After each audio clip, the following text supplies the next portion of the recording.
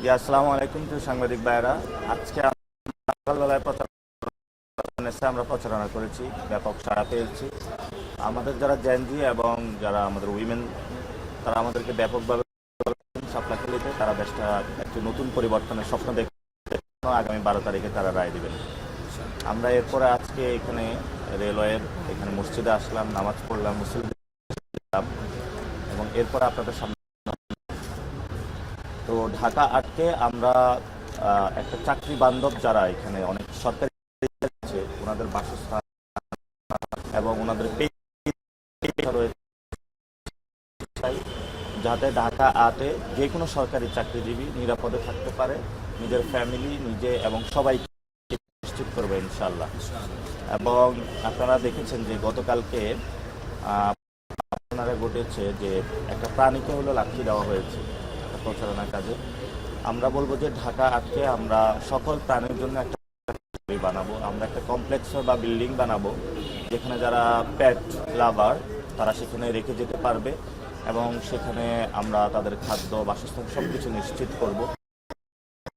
পৃথিবীতে যত মানুষের ব্রেন থাকার কারণে সর্বশ্রেষ্ঠ, প্রাণীর উপরে অবিচার করা ঠিক না। যারা এটা করে আমরা মনে করি যে তারা নিষ্ঠুর মানুষের মধ্যে। এবং যে কুকুরকে লাথি মারা হয়েছে, যারা লাথি মেরেছে, যাদের কর্মী সমর্থক, তাদের চেয়ে ওই কুকুরটা অনেক ভালো। নোভা এলইডি টিভি, ঝকঝকে ছবি, নিখুঁত শব্দ, 5 বছরের ওয়ারেন্টি। নোভা মানে সঠিক মান, নিশ্চিত সেবা। এই জন্য হলো ওই কুকুরকে হলো গোসল করানো উচিত, কারণ যারা লাথি মেরেছে তাদের থেকে এই কুকুর অপবিত্র হয়েছে। এই জন্য দ্বিতীয়ত একটি বিষয় গতকালকে একজন সাংবাদিককে ডিরেক্ট জিজ্ঞেস করা হয়েছে যে আপনি কি স্পাই করতেছেন কিনা। তো আমি ফ্রিডম অফ এক্সপ্রেশনের উপরে থ্রেট এবং বাংলাদেশে যারা সাংবাদিকতা করছেন তাদেরকে একটা থ্রেটের মধ্যে রেখে সাংবাদিকতা চালানোর তারা আদেশ দিয়ে দিয়েছে। এটা হলো আপনাকে হাত পা বেঁধে তারপরে সাগরে ছেড়ে দেওয়া যে আপনি সাঁতার কাটেন, এটা তো আসলে সম্ভব না। আমরা মনে করি যে এই গণ অভ্যুত্থানের পরে যারা সাংবাদিকতা করে তাদের জায়গাটা, তাদের সম্মান প্রদর্শন, যারা সাংবাদিকদেরকে সম্মান প্রদর্শন করে না, কুকুরদের প্রতি সম্মান প্রদর্শন করে না, কোনো প্রাণীদের প্রতি সম্মান প্রদর্শন করে না, মানুষ তাদের বিরুদ্ধে আগামী 12 তারিখ ইনশাল্লাহ রায় দেবে। আমরা ইনশাল্লাহ এটা নিয়ত করেছি, কারোর বিরুদ্ধে কিছু বলবো না।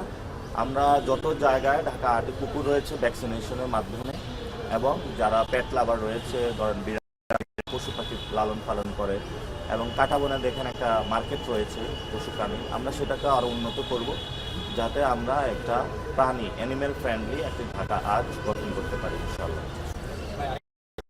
আপনার প্রতিপক্ষ যারা রয়েছে বা আপনার বিরুদ্ধে যারা নির্বাচন করছে আসলে অনেকেই কিন্তু একটা বিষয় বলছেন যে আপনি তো এখানকার নির্দিষ্ট এখানে আসলে মনে হচ্ছে যে আরেকটা উড়ে এসে জুড়ে বসেছে, এরকম কথা বলছে যে নাসিরুদ্দিন তো এখানে উড়ে এসে জুড়ে বসেছে। আসলে এই বিষয়টা কি ক্লিয়ার করবেন, তাদের কাছে মেসেজ কি আপনার?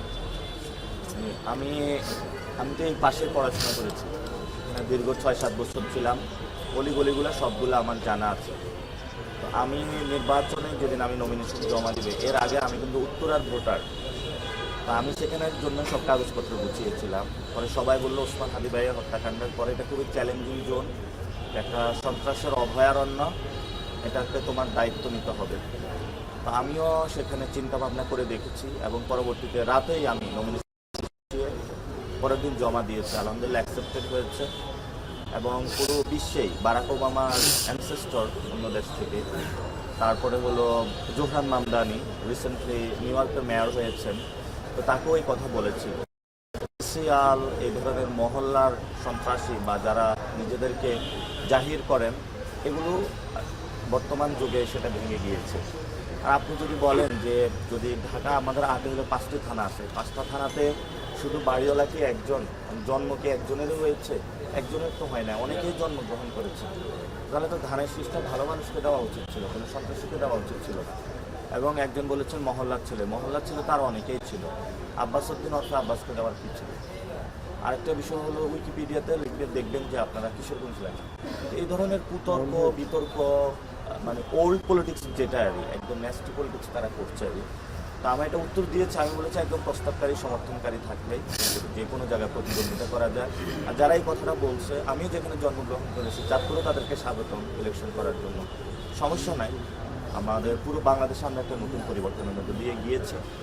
আমরা এইসব হানাহানি, রেশারেশি, বিষাদগারের পলিটিক্স, গালাগালির পলিটিক্স এগুলোকে আমরা যেতে চাই না। যারা গালাগালি করে, অশ্রব্য ভাষায় মানুষকে হ্যায় প্রতিপন্ন করে, আপনারা দেখবেন কর্মীদের হাতে মাদক তুলে দেয়, তারপরে কুকুরের উপরে আঘাত করে, প্রাণীদেরকে তারা রক্ষা করতে পারে না, এবং সেখানে দেখছেন সাংবাদিকদেরকে গালাগালি করেছে গতকালকে। আমরা মনে করবো যে ওনাদের সাথে কুতর্কে জড়িয়ে আমাদের সময় নষ্ট করার দরকার নেই। আমরা আমাদের কাজ করে থাকি। ওনাদের হাতে বন্দুক আছে, মাদক আছে, আমাদের হাতে লিফলেট আছে, আমরা লিফলেটগুলো মানুষের কাছে প্রচার করে থাকি। এটাই আমাদের নির্বাচনী গণতন্ত্র। তবে সবচেয়ে একটা বড় কনসার্নের বিষয় আজকে আমি মিডিয়ার মাধ্যমে যেটা নির্বাচন কমিশনের দৃষ্টি আকর্ষণ করতে চাই, সব জায়গায় ভোটার স্লিপ দিতে হয়। নির্বাচন কমিশনের তো ডেটার আছে যে কোন ভোটার কোন জায়গায়, কেন্দ্র কোথায়। এটা যদি নির্বাচন কমিশন তাদের একটা পোর্টাল ওপেন করে, যেটাতে হলো যে কেউ গিয়ে নিজের ভোটার আইডি দিয়ে সার্চ করতে পারে যে আমার কেন্দ্র কোথায়, এটা কিন্তু ইজিলি তার কেন্দ্রে সে যেতে পারে। এটা নির্বাচন কেন করে না আমি জানি না। নির্বাচন কমিশনে টেকনোলজিক্যাল ইনোভেশন অনেক কিছু হয়েছে, এটা সিম্পলি এটা যে কেউ করতে পারে। একটা ওয়েবসাইট খুলবে, সবগুলা ডেটা ওইখানে দিয়ে দিবে, গিয়ে সার্চ করবে আমার ভোট কেন্দ্র কোন জায়গায়, সে খুঁজে পেয়ে যাবে। এটার জন্য তো এই ভোটার স্লিপ বাসায় বাসায় গিয়ে মানুষকে ঘুম থেকে তুলে যে অবস্থা থাকে ওই অবস্থা দিলে যে আমরা একটা ভোটার স্লিপ দিয়ে গেলাম, এটা তো দরকার নাই। জায়গায় জায়গায় ক্যাম্প স্থাপনের তো দরকার নাই। এখন হলো আমাদের সবার হাতে স্মার্টফোন আছে, আপনি ওয়েবসাইটে ঢুকবেন, দ্রুত এখানে ক্লিক করে এটা দিয়ে দিবেন। আমি এটা ইলেকশন কমিশনের কাছে আহ্বান জানাচ্ছি, আপনারা দ্রুত এই সিস্টেমটা করবেন, যাতে আমরা এই ইলেকশনেই এই জায়গাটা নিশ্চিত করতে পারি। আমরাও তাদের কাছে আবেদন জানাবো, গিয়ে সরাসরি আমি নিজে পার্সোনালি ইলেকশন কমিশনের কাছে যাবো। যদি কোনো প্রশ্ন থাকলে করতে পারেন, একদম ভ্যালিড রিজনেবল কোশ্চেন। ভাইয়া যাই যাই দিন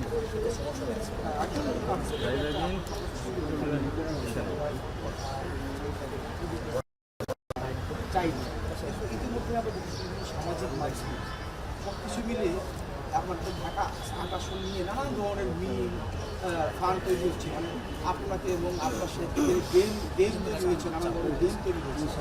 তো আমি জানতে চাচ্ছি আপনারা মানে ঢাকা বাংলাদেশে 300 আসন ইলেকশন হচ্ছে, এই আসলে অন্যান্য এলাকার ভোটাররাই হচ্ছে আমার কেন আমার আশ্বাস ঢাকা আসনের ভোটার নেই, মানে এই যে একটা মানে আপনারা যে মানে কি বলবো, উনি অনেক অভিজ্ঞ রাজনীতিবিদ, আপনি যেহেতু রাজনীতিতে আসছেন, এই যে একটা নিজেদের হাস্যরসের উপাদানে মানে পরিণত করা, এটা আপনাদের কারণ হচ্ছে নাকি মিডিয়া কিংবা সামাজিক মাধ্যম নিজেই দায়ী? মানে এই অবস্থাটা তৈরি হওয়ার পিছনে কি আপনি নিজেকে বলবেন দায়ী নাকি সামাজিক মাধ্যম দায়ী? এই অবস্থা হচ্ছে দায়ী না, ভোটার তো একটা উৎসব, গণতান্ত্রিক। আমরা ভোটার এঙ্গেজমেন্ট করতে চেয়েছি। আমি তো মার্কেটিংয়ের স্টুডেন্ট, পলিটিক্যাল মার্কেটিংটা আমার সামথিং নলেজ আছে। আর আপনি বললেন যে নতুন রাজনীতিবিদ, আমি 2010 সাল থেকে পলিটিক্স করি। হিস্ট্রি ঘেটে দেখেন বাংলাদেশের অনেক গণ অভ্যুত্থান থেকে শুরু করে বিভিন্ন জায়গায় আমি গুরুত্বপূর্ণ ভূমিকা পালন করেছি। আর মানুষের মধ্যে এটা আগ্রহ সৃষ্টি হয়েছে।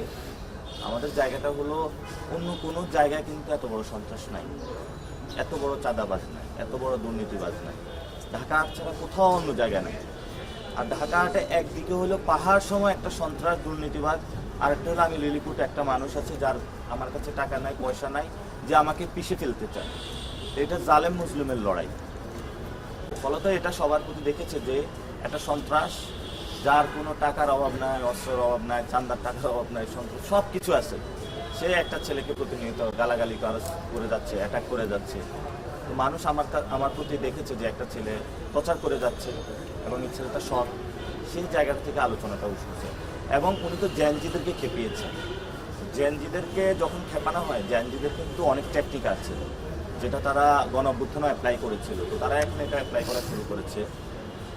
আর বিশেষত উনি মহিলাদের বোরকা নিয়ে কমেন্ট করা, এগুলাতে অনেক বিদ্রুপমূলক কথা রেখেছেন, যেটা এখন সাংবাদিকদের বিরুদ্ধে স্পাইগিরি করতেছে। আপনি সাংবাদিক যারা আছেন ওনারা তো কষ্ট পাবেন না, তখন উনি যে কথাটা বলছে আপনি তো তাকে ভোট দিতে যাবেন না।